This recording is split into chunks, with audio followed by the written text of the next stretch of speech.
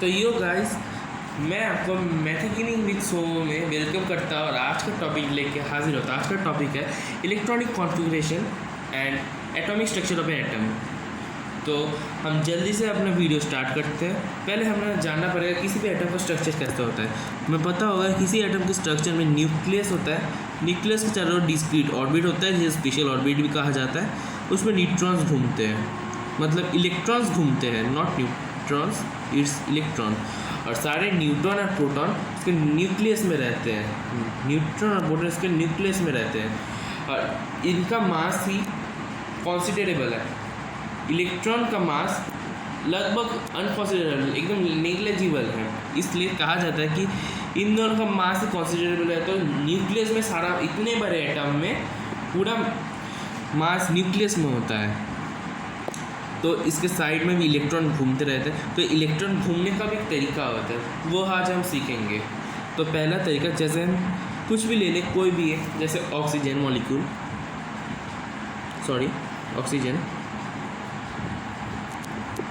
तो इसका atomic number होता है 8 एंड मास नंबर होता है 16। Atomic number 8, mass number 16। अब हमें पता है कि एटॉमिक नंबर अगर 8 होगा तो नंबर ऑफ एटॉमिक नंबर जितना है तो नंबर ऑफ प्रोटॉन भी होगा, और प्रोटॉन है तो वो इलेक्ट्रॉन के बराबर भी होगा।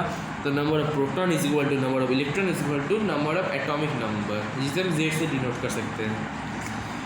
तो प्रोटॉन इलेक्ट्रॉन 8 है और मास हमें पता चलेगा कि नंबर ऑफ प्रोटॉन तो 8 है और मास होता है number of proton plus number of neutron.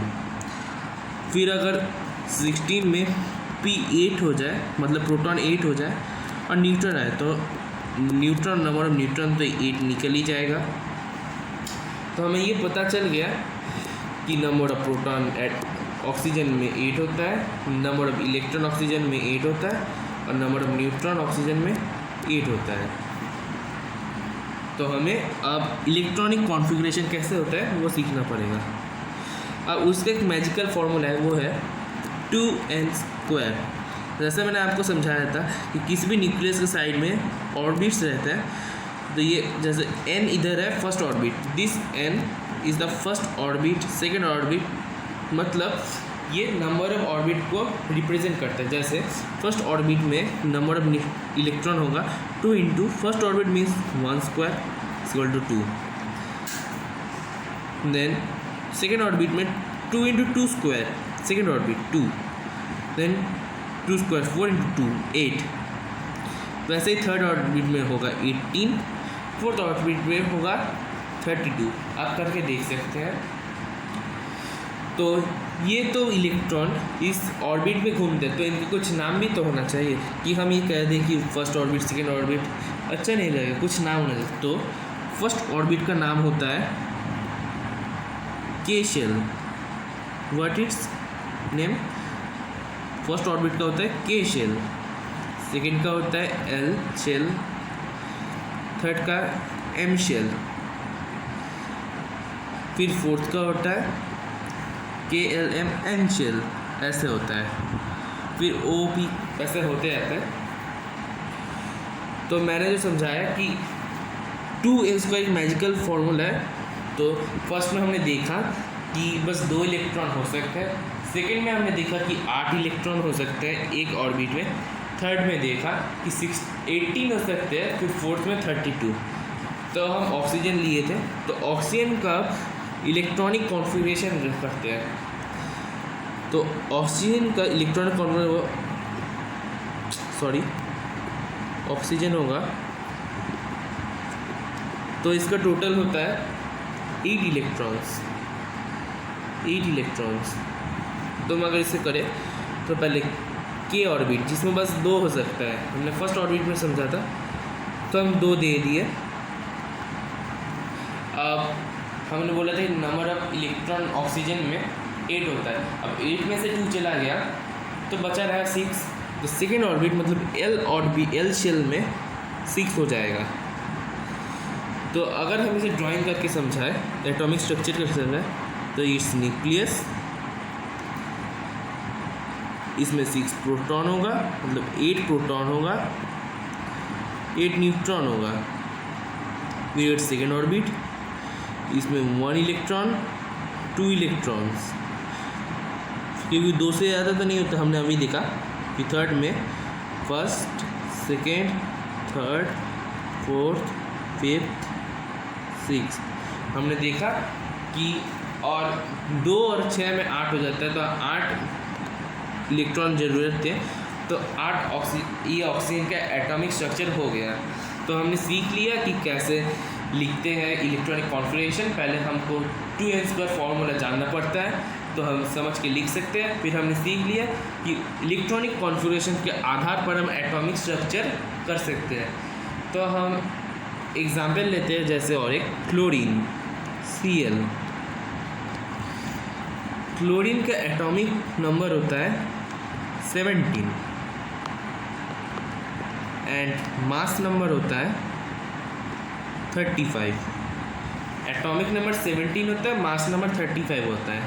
तो एटॉमिक नंबर अगर 17 होगा तो नंबर ऑफ प्रोटॉन भी 17 होगा, तब नंबर ऑफ इलेक्ट्रॉन भी 17 होगा। और अगर हमको नंबर ऑफ न्यूट्रॉन निकालना है तो मास नंबर से हम नंबर ऑफ प्रोटॉन को माइनस कर देंगे, क्योंकि P + n is equal to mass number, number of proton is plus number of neutron is equal to mass number. तो अगर हम P को इस तरफ ला दें तो mass number minus number of proton, मतलब mass number minus atomic number, ये भी हो सकता है, is equal to number of neutron. तो हमें कितना हमारे मास नंबर था 35 और नंबर ऑफ प्रोटॉन 17, तो हमें निकल जाएगा number of neutron is equal to 18। तो हम ऐसे number of neutron proton and electron आराम से निकाल सकते हैं। अब हमें इलेक्ट्रॉनिक कॉन्फ़िगरेशन जानना है। हमने थोड़ी देर पहले पढ़ा था कि एटॉमिक नंबर ही प्रोटॉन होता है 17 और number of proton he electron होता है, नंबर ऑफ इलेक्ट्रॉन। तो 17 ही इलेक्ट्रॉन है, तो हमें उसका इलेक्ट्रॉनिक कॉन्फ़िगरेशन करना पड़ेगा। तो 17 पहले के शेल में 2n² फार्मूला से हम देखा था कि पहले में बस 2 ही आ सकता है, तो 2 से ज़्यादा हम दे नहीं सकते। फिर सेकंड में L में मैक्सिमम 8 आ सकता है, तो 8 से ज़्यादा हम दे नहीं सकते, तो 2 and 8, 2 + 8 10 इलेक्ट्रॉन्स हो गया। और हमें कितना था चाहिए था 17 इलेक्ट्रॉन, तो बाकी कितना रहा और 7 इलेक्ट्रॉन, तो M शेल में बाकी का 7 इलेक्ट्रॉन आ जाएगा। तो कैसे हुआ, पहले में 2 फिर दूसरे में फुल हो गया। पहले में डुप्लेट, मतलब फर्स्ट ऑर्बिट को हम डुप्लेट भी कहते हैं, बस क्योंकि दूर है, 2 इलेक्ट्रॉन हो सकता है। फिर सेकेंड को हम ऑक्लेट कहते हैं, वो भी कंप्लीट हो गया। फिर थर्ड में 7 इलेक्ट्रॉन होके वो ख़त्म हो गया। उसका एटॉमिक स्ट्रक्चर होगा ऐसे, यह तो उसका नंबर प्रोटॉन न्यूट्रॉन्स होगा, आपको पता ही होगा, मैं नहीं लिखने वाला, बस मैं इलेक्ट्रॉन दिखा देता हूँ। तो उसका पहले इधर होगा फर्स्ट ऑर्बिट, सेकेंड ऑर्बिट में 8 होगा, 1 2 3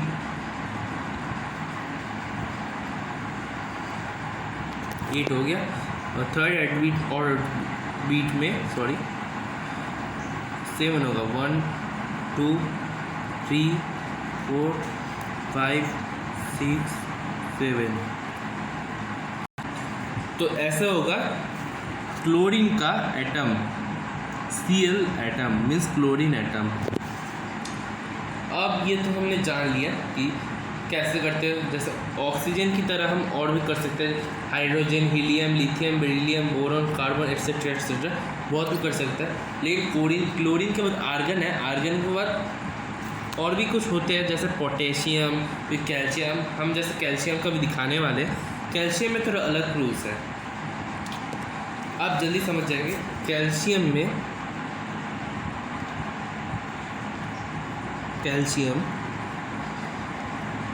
में एटॉमिक नंबर होता है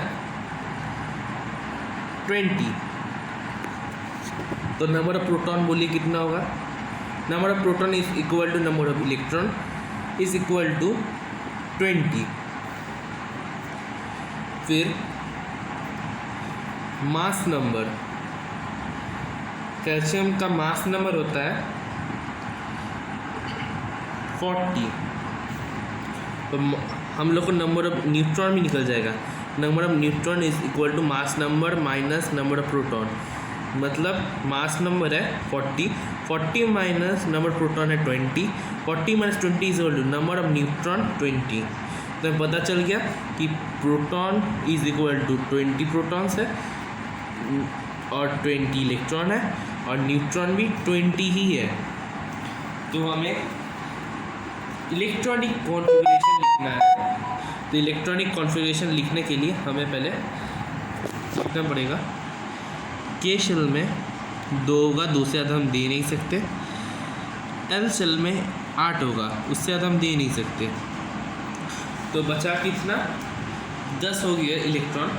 फिर थर्ड में हम एम में हमें ज़रूरत है और 10, क्योंकि 10 हो गया, हमें 20 इलेक्ट्रॉन पड़ा था तो इधर हम 10 दे देते हैं। लेकिन ये गलत होगा क्योंकि ऐसा एक रूल है जिसमें कहा गया है कि लास्ट जो शेल है अगर हमने 10 दे दिए तो बस ख़त्म हो जाएगा। लेकिन ऐसा रूल है कि लास्ट जो सेल होगा वैलेंस से उसमें 8 से ज़्यादा इलेक्ट्रॉन नहीं हो पाएगा।